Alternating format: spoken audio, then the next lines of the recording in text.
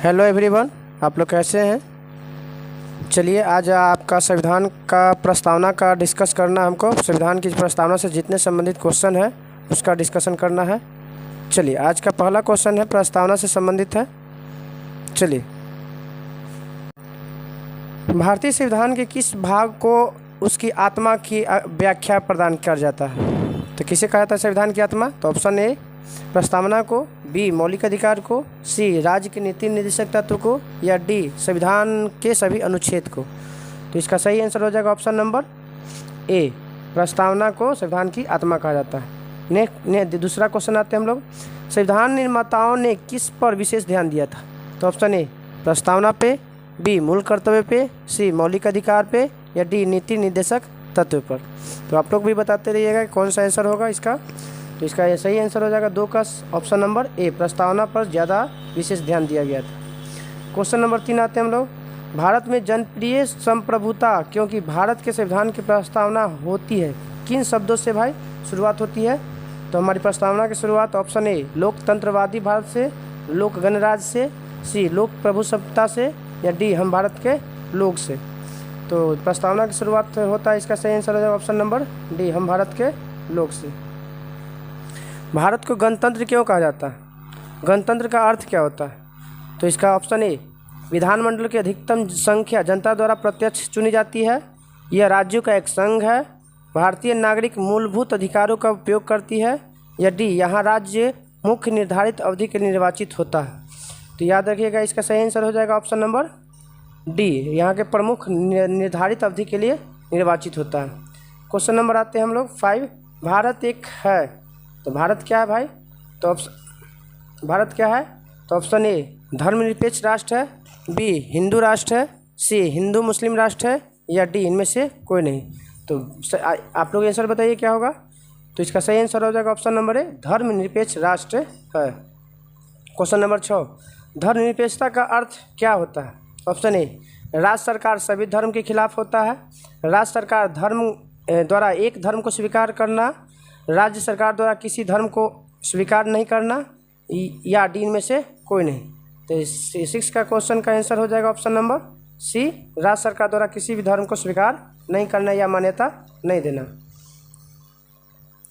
Question number 7, Bharat एक धर्मनिरपेक्ष राज्य है, इसका अर्थ क्या होता है। धर्म विरोधी नागरिकों का समर्थन करना, बी बहुसंख्यक समुदाय के धर्म का समर्थन करना, सी अल्पसंख्यक समुदाय के धर्म का समर्थन करना, या डी इनमें से निश्चित धर्म का समर्थन नहीं करना। तो किसी ऑप्शन हो जाएगा ऑप्शन नंबर इसका 7 का सही आंसर बताइए आप लोग क्या होगा। इसका सही आंसर हो जाएगा ऑप्शन नंबर डी, किसी निश्चित धर्म का समर्थन नहीं करना। गणतंत्र होता है, बताइए गणतंत्र का क्या अर्थ होता है। पूछा हुआ भी है क्वेश्चन, आपको बार बार पूछा जाता है बार क्वेश्चन। चलिए 8 का ऑप्शन है केवल एक लोकतांत्रिक राज्य, अध्यक्षीय पद्धति शासन वाला राज्य, संसदीय पद्धति शासन वाला राज्य, या इनमें से डी वाला ऑप्शन है राज्य जहां पर अध्यक्ष वंशानुगत रूप से न हो। तो बताइए 8 का सही आंसर क्या होगा। तो 8 का सही ऑप्शन हो जाएगा डी, राज्य जहां पर अध्यक्ष वंशानुगत रूप से न हो। 9 नंबर आते हैं क्वेश्चन नंबर हम लोग, निम्नलिखित में से 2 शब्द कौन से जिनका समावेशन 42वें संविधान संशोधन द्वारा किया गया था प्रस्तावना में। तो ऑप्शन ए धर्मनिरपेक्ष लोकतांत्रिक, प्रभुत्व संपन्न लोकतांत्रिक, समाजवादी धर्मनिरपेक्ष, डी धर्मनिरपेक्ष गणतंत्र। इसका सही आंसर हो जाएगा ऑप्शन नंबर सी समाजवादी धर्मनिरपेक्ष। भारतीय संविधान की प्रस्तावना में भारत को किस रूप में घोषित किया गया है। ऑप्शन ए एक सार्वभौम प्रजातांत्रिक गणतंत्र, एक समाजवादी प्रजातांत्रिक गणतंत्र, एक प्रभु संपन्न समाजवादी धर्मनिरपेक्ष प्रजातांत्रिक गणराज्य, डी इनमें से कोई नहीं। तो इसका सही आंसर आप लोग बताइए क्या होगा। तो इसका सही आंसर हो जाएगा ऑप्शन नंबर सी, प्रभुत्व संपन्न समाजवादी धर्मनिरपेक्ष प्रजातांत्रिक गणराज्य के रूप में चर्चा की जाता है। भारत एक गणतंत्र है, इसका क्या अर्थ होता है। चलिए बताइए क्या होगा इसका सही आंसर। ऑप्शन ए सभी मामलों में अंतिम अधिकार जनता के पास, भारत में संसदीय शासन व्यवस्था, भारत में वंशानुगत शासक नहीं, या भारत राज्यों का एक संघ है। इसका सही आंसर हो जाएगा ऑप्शन नंबर ए सभी मामलों में अंतिम अधिकार जनता के पास होता है। कौन सा शब्द भारत के संविधान में वर्णित नहीं है? ऑप्शन ए समाजवादी, बी पंथ निरपेक्ष, सी प्रभुत्व संपन्न, डी लोक कल्याण। तो इसका सही आंसर 12 का हो जाएगा ऑप्शन नंबर डी, लोक कल्याण की चर्चा हमारे प्रस्तावना में, संविधान की उद्देशिका में नहीं है।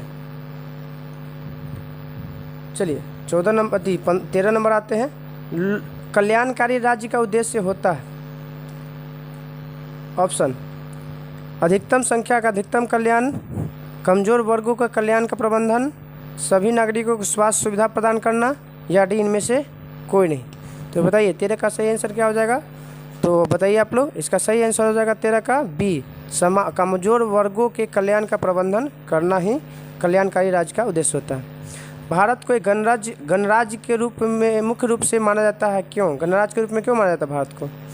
तो इसका ऑप्शन राज्याध्यक्ष का चुनाव होता है। 15 अगस्त 1947 को स्वतंत्रता मिली थी। उसका अपना लिखित संविधान है। उसकी सरकार संसदीय प्रणाली के अनुसार है। इसका बताइए 14 का आंसर क्या हो जाएगा? तो इसका सही आंसर हो जाएगा ऑप्शन नंबर ए, राज्याध्यक्ष का चुनाव होता है। 15 नंबर क्वेश्चन, भारतीय संविधान की प्रस्तावना के सिलसिले में निम्नलिखित में से कौन सा कथन सही है? तो इनमें से बताइए क्या हो जाएगा?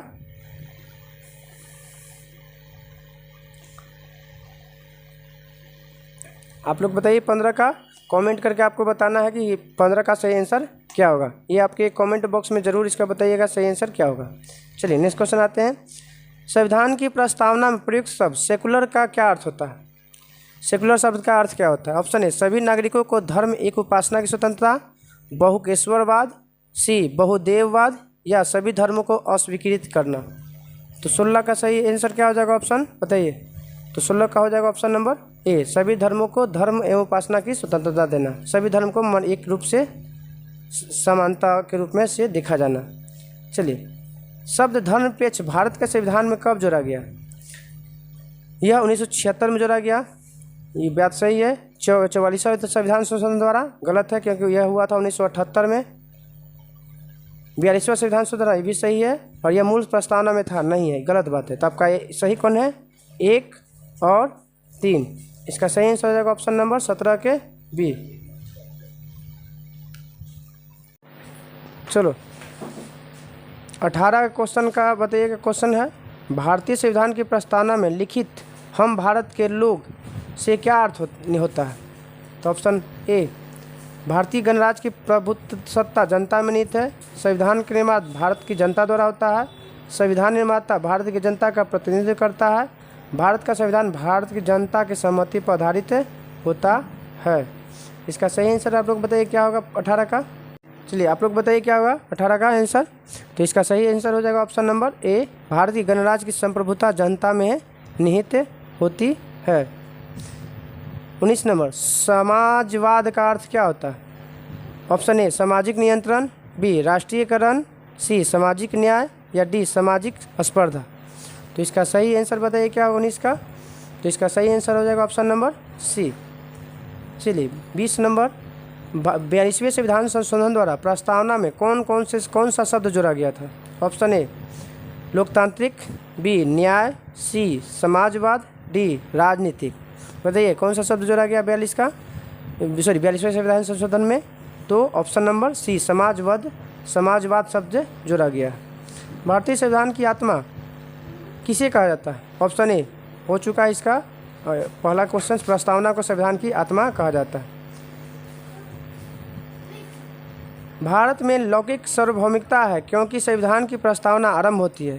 तो प्रस्तावना जो है कि सबसे शुरुआत होता है ऑप्शन ए हम भारत के लोग, जनता के जनतंत्र, जनता के लोकतंत्र, या डी प्रजातंत्र भारत के शब्द। तो 22 का सही आंसर हो जाएगा ऑप्शन नंबर ए, हम भारत के लोग शब्द से प्रस्तावना की शुरुआत होता है। 23 नंबर है, भारतीय संविधान की प्रस्तावना पर किस क्रांति का प्रभाव नहीं पड़ा? ऑप्शन ए फ्रांसीसी क्रांति का, बी अमेरिका क्रांति का, सी बोल्शेविक क्रांति का, या डी चीनी क्रांति का। तो बताइए क्या होगा? तो इसका सही आंसर हो जाएगा ऑप्शन नंबर डी, चीन की क्रांति का प्रभाव हमारे प्रस्तावना पर नहीं पड़ता। चलिए नेक्स्ट क्वेश्चन आते हैं हम लोग। मूल भारतीय संविधान के अनुसार भारत क्या है?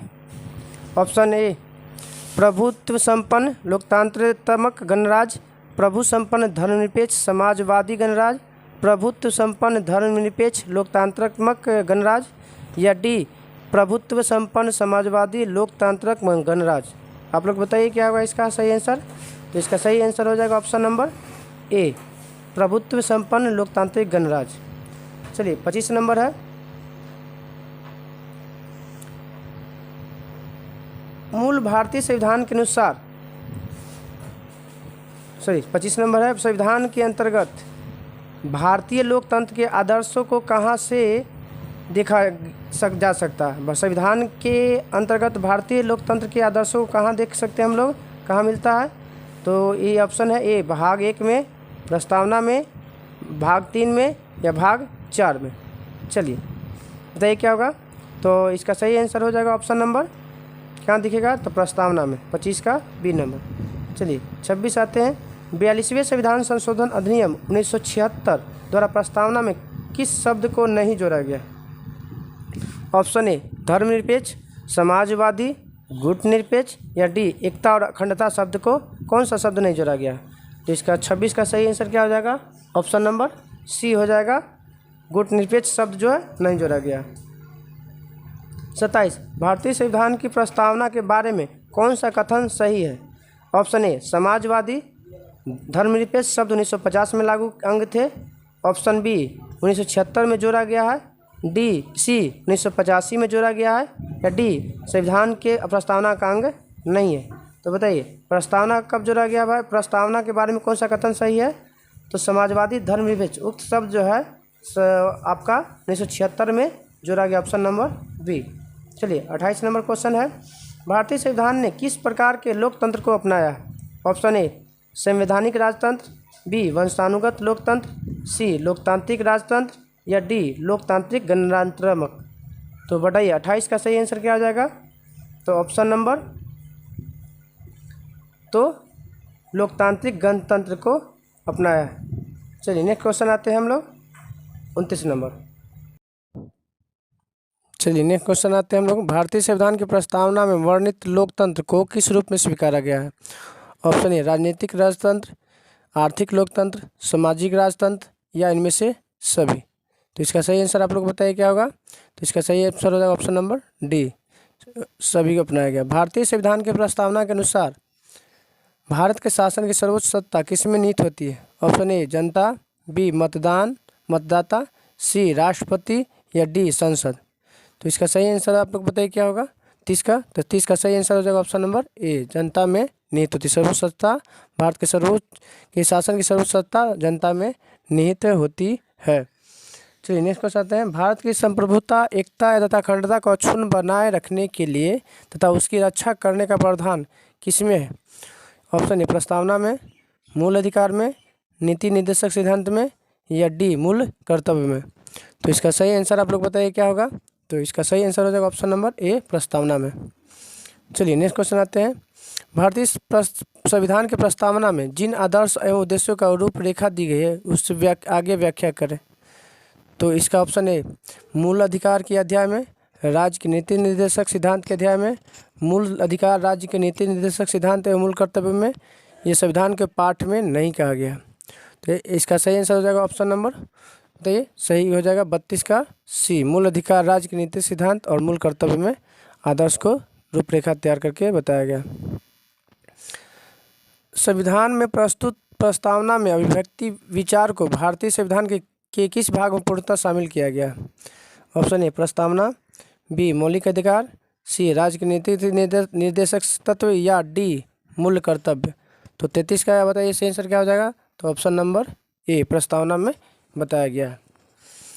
चलिए नेक्स्ट क्वेश्चन आते हैं लोग। भारतीय संविधान की प्रस्तावना से क्या स्पष्ट नहीं होता है? ऑप्शन ए संविधान का स्रोत, शासन के ध्येय का वितरण, संविधान लागू करने की तिथि, या डी संविधान को अंगीकृत, अधिनियमित और आत्मसमर्पित करने की तिथि। तो इसका सही आंसर हो जाएगा ऑप्शन नंबर सी संविधान लागू करने की तिथि का वर्णन नहीं मिलता प्रस्तावना में। निम्नलिखित किन उद्देश्यों को भारतीय संविधान उद्घोषित नहीं करता है? ऑप्शन ए सामाजिक, आर्थिक और राजनीतिक न्याय, ये आपका करता है। विचार, व्यक्ति, विश्वास, धर्म और उपासना की स्वतंत्रता करता है। 3 प्रकार की न्याय की चर्चा है। 5 प्रकार की स्वतंत्रता की चर्चा है।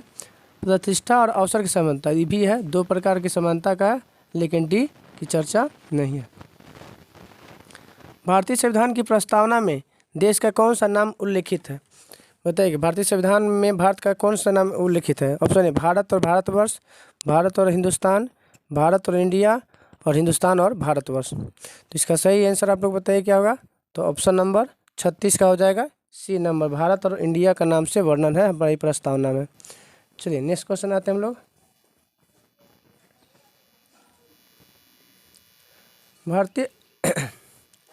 भारतीय संविधान के किसके द्वारा स्वीकृत किया गया? भारतीय संविधान को किसके द्वारा? ऑप्शन है संविधान सभा द्वारा, भारत की संसद द्वारा, प्रथम निर्वाचित सरकार द्वारा, या भारत की जनता द्वारा। तो बताइए 37 का क्या हो जाएगा?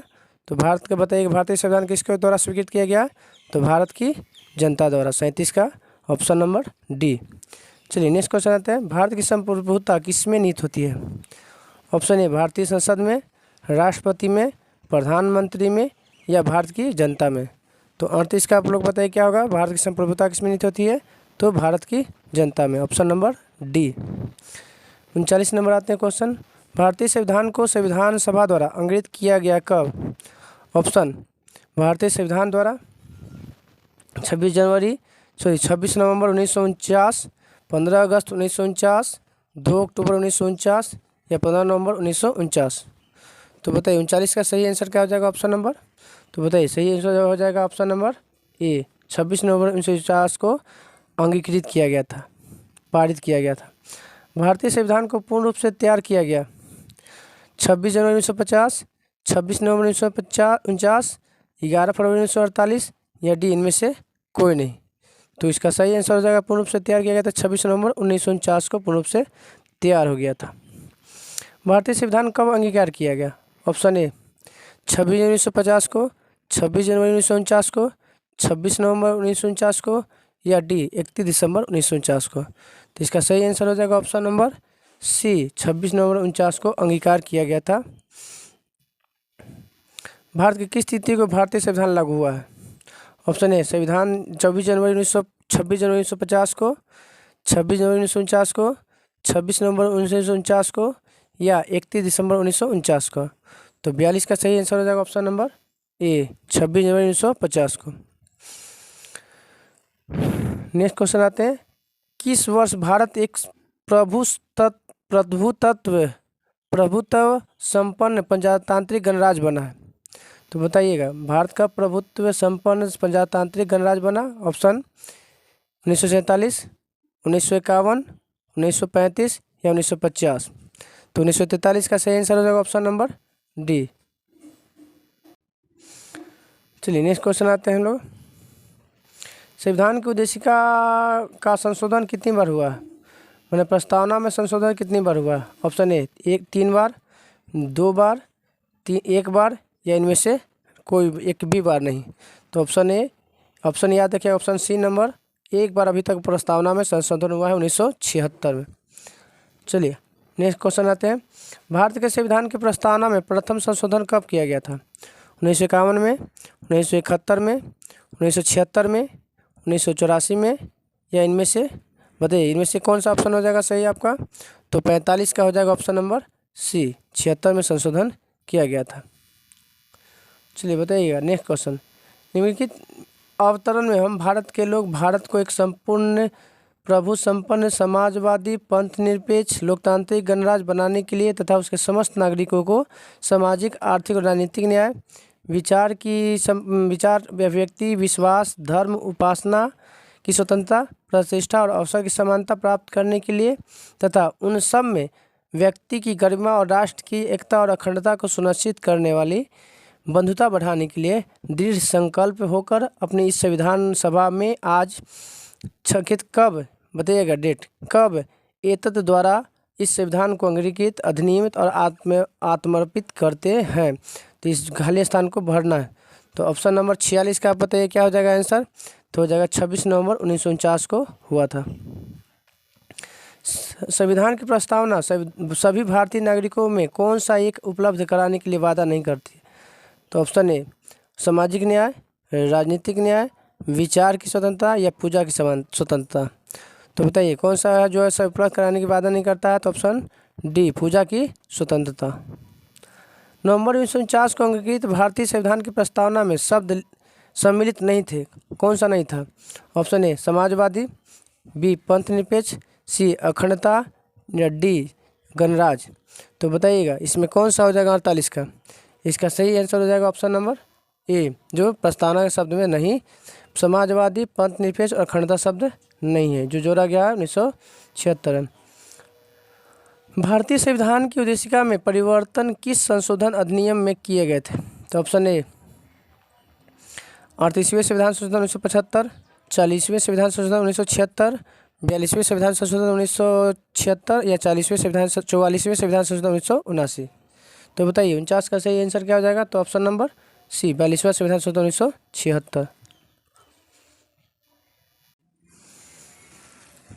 संविधान की उद्देशिका के संबंध में निम्न स्थानों पर विचार करिए और दिए गए कूट की सहायता से बताइए कि कौन सा सही है। पंडित नेहरू द्वारा ऑब्जेक्टिव प्रस्ताव अंतर्गतवा उद्देशिका बना, बी इसकी प्रकृति न्याय योग्य नहीं है, सी संशोधन नहीं किया जा सकता, डी संविधान के विशिष्ट प्रावधानों को रद्द नहीं कर सकते। तो ऑप्शन नंबर 50 का हो जाएगा ऑप्शन नंबर बी 1, 2, 4। एक सही है आपका, ऑब्जेक्टिव प्रस्ताव अंतर्गत से हुआ था, बी इसकी प्रकृति न्याय योग्य है और सी गलत है और डी सही है। तो 1, 2, 4। प्रस्तावना का वह प्रावधान जो सभी वयस्क नागरिकों को प्रदान करने का अधिकार प्रदान करता है कहलाता है। प्रस्तावना का वह प्रावधान जो सभी वयस्क नागरिकों को मतदान का अधिकार प्रदान करता है क्या कहलाता है? पंथ निरपेक्ष, प्रजातंत्र, समाजवाद या गणतंत्र। तो 51 का सही आंसर हो जाएगा ऑप्शन नंबर, आप लोग बताइए। तो हो जाएगा ऑप्शन नंबर बी प्रजातंत्र। भारतीय संविधान की प्रस्तावना में समाजवादी और धर्मनिरपेक्ष शब्द को किस संशोधन द्वारा जोड़ा गया? ऑप्शन ए 41, बी 42, सी 43 या डी 44वां संविधान संशोधन द्वारा। तो बताइएगा समाजवादी और धर्मनिरपेक्ष शब्द कौन सा संविधान संशोधन द्वारा जोड़ा गया है?